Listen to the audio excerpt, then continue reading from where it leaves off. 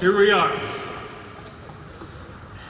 In the last few years, America has faced enormous challenges, from an economy in transition to a climate on the brink, to a president sowing chaos and discord across the very country he is responsible for uniting.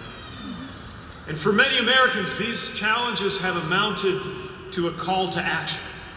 And so, like so many others, I thought deeply about what I could do to make a difference, what I could do to make myself useful. And it was in that spirit, with your help, that a year ago, we launched our campaign for the American presidency. We began this unlikely journey with a staff of 4 in a cramped office right here in South Bend, Indiana, right down Washington Street. No big email lists, no personal fortune. Hardly anybody knew my name, and even fewer could pronounce it. But South Bend showed everybody what to do. First name Mayor, last name Pete. So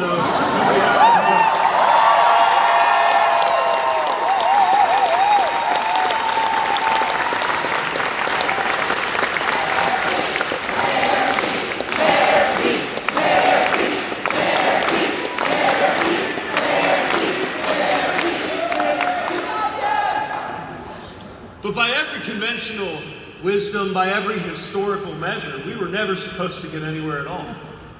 And then, as I said, that roller coaster February night a few weeks ago when Iowa shocked the nation, along that way, an improbable hope became an undeniable reality.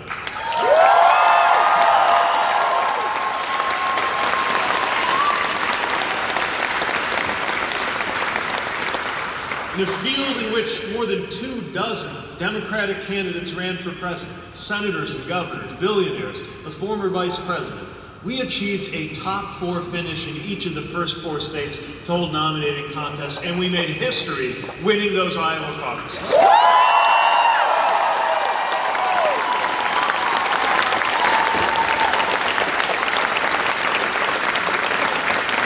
All of that, it came about thanks to your support.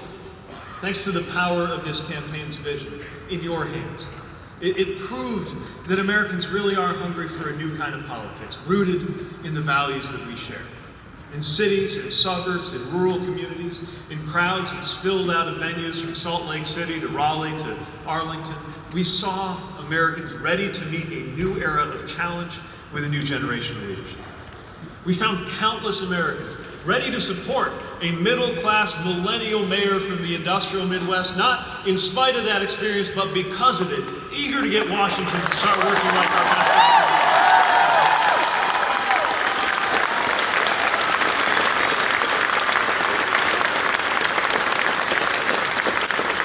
In a divided nation, we saw fellow Democrats join with independents, and yes, some of those future former Republicans, to choose a different politics. To choose a politics defined not by who we push away, but by how many we can call to our side.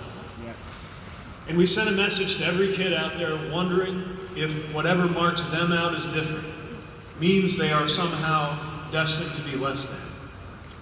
To see that someone who once felt that exact same way can become a leading American presidential candidate with his husband at his side.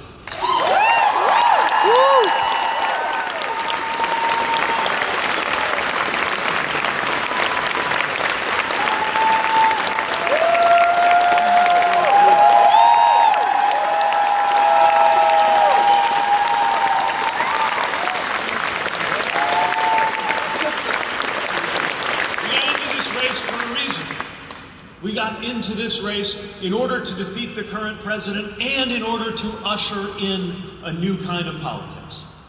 And that meant guiding our campaign by the values we like to call the rules of the road. Respect, belonging, truth, teamwork, boldness, responsibility, substance, discipline, excellence, and joy.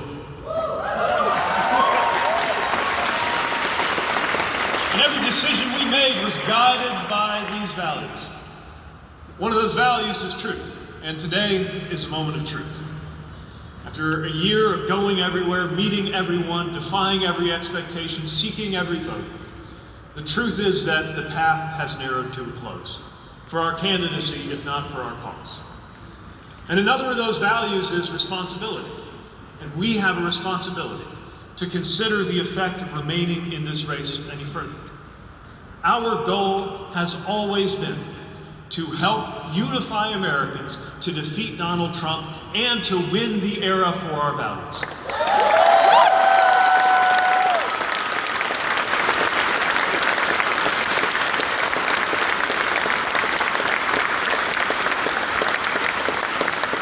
And so we must recognize that at this point in the race, the best way to keep faith with those goals and ideals is to step aside and help bring our party and our country together. So tonight, I am making the difficult decision to suspend my campaign for the presidency. I will no longer seek to be the 2020 Democratic nominee for president, but I will do everything in my power to ensure that we have a new Democratic president come January.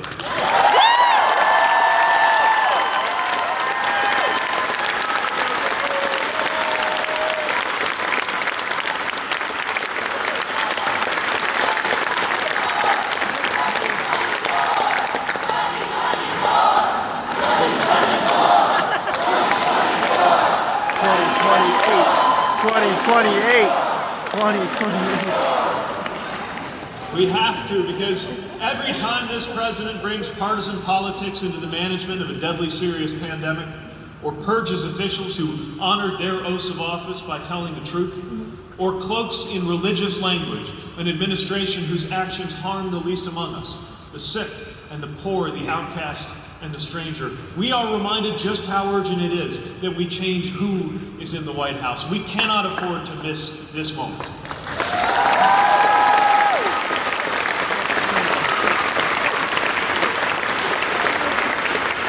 With every passing day, I am more and more convinced that the only way we will defeat Trump and Trumpism is with a new politics that gathers people together. We need leadership to heal a divided nation, not drive us further apart. We need a broad-based agenda that can truly deliver for the American people, not one that gets lost in ideology. We need an approach strong enough not only to win the White House, but to hold the House, win the Senate, and send Mitch McConnell into retirement.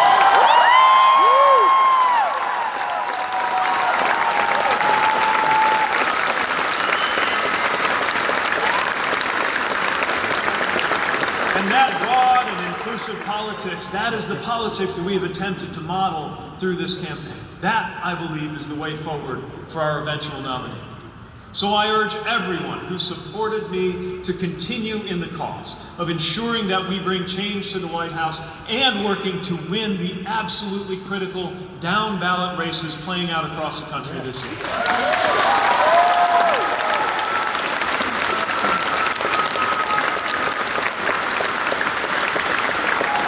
There is simply too much at stake to retreat to the sidelines at a time like this.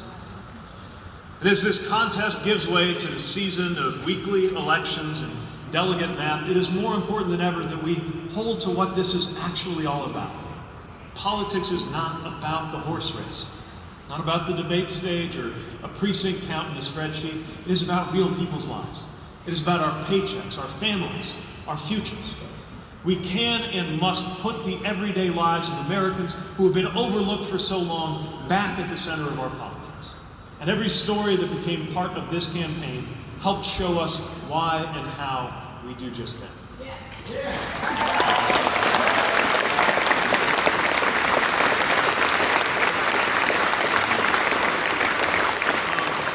Politics is about people, and that is especially true of the people who touch this campaign. To my competitors in a historically diverse field, those who have stepped aside and those still competing, thank you for demonstrating what public service can do.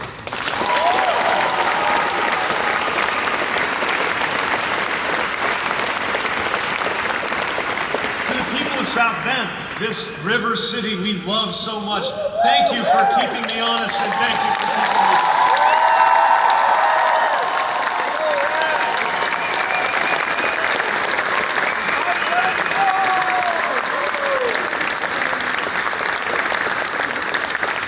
To our Pete for America family, I cannot express how grateful I am to every staffer, every volunteer, every supporter who believed in what we were building.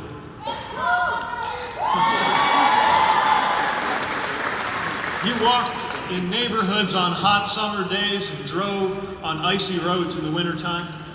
You filmed and tweeted and coded and crunched numbers. You built relationships and you built events. You lit up offices and you filled high school gyms with equipment and then with people and then with cheers in the name of our values, freedom and security and democracy.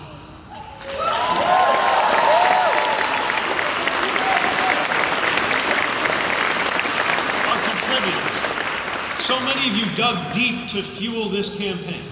Nearly 1 million grassroots supporters who sacrificed financially so that this message of hope and belonging could reach every corner of this country. Thank you for what you gave.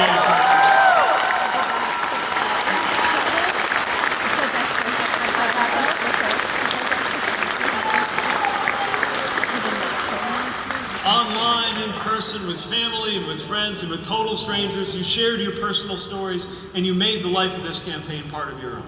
What you did and the way you did it was how we could show, not just tell, the kind of campaign we could be and the kind of country we will build.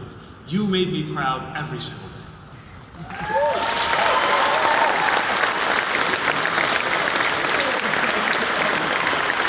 last, I want to thank my own family. My mom, who not only helped raise me, but put her love of language into work, answering letters for the campaign.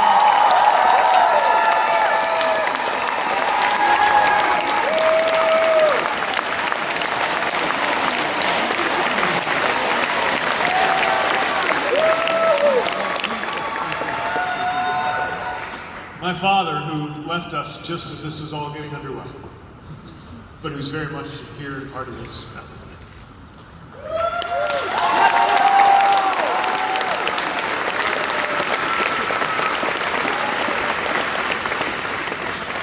And to the guy who took a chance on a first date with somebody all the way in South Bend, Indiana, and never looked back.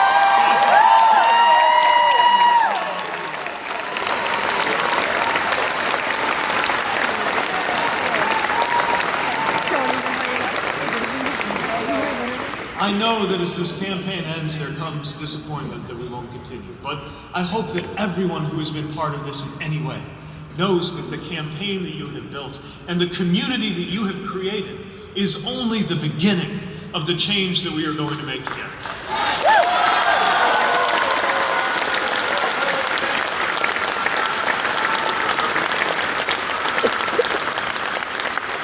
My faith teaches that the world is not divided into good people and bad people, that all of us are capable of good and bad things. Today, more than ever, politics matters because leaders can call out either what is best in us or what is worst in us, can draw us either to our better or to our worst selves. Politics at its worst is ugly, but at its best, politics can lift us up. It is not just policy making, it is moral, it is soulcraft. That is why we're in this.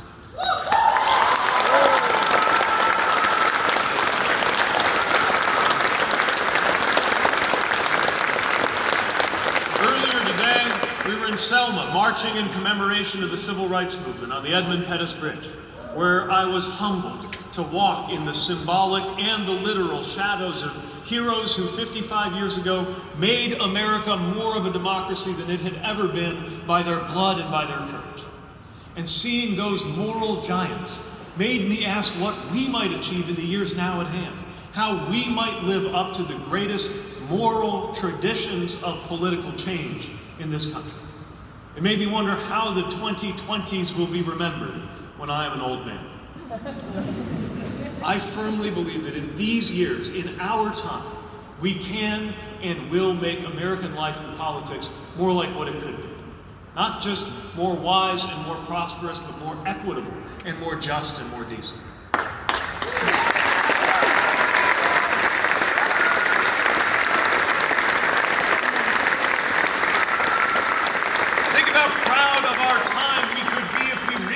Act to make it so that no one has to take to the streets in America for a decent wage because one job is enough in the United States of America, whether you went to college or not.